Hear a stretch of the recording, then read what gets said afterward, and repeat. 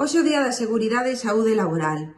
Podemos alegrarnos de que en 2019 se reduciran en Galicia o número de accidentes laborais. Desgraciadamente, Galicia segue á cabeza do índice de accidentes mortais no conxunto do Estado.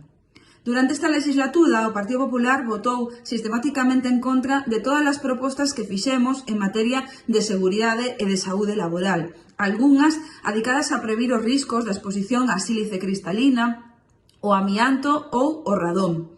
Solicitamos tamén a elaboración dun mapa de riscos e de exposición de carácter laboral e de enfermidades profesionais que o Partido Popular votou tamén en contra na Cámara.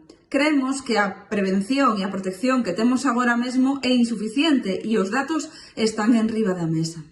Hai un elemento importante tamén. En Galicia, o pasado ano, o 43% dos accidentes laborais déronse en persoas con contratos temporais. Isto é, a precariedade mata, a precariedade produce accidentes laborais e a precariedade é un lastre no noso país.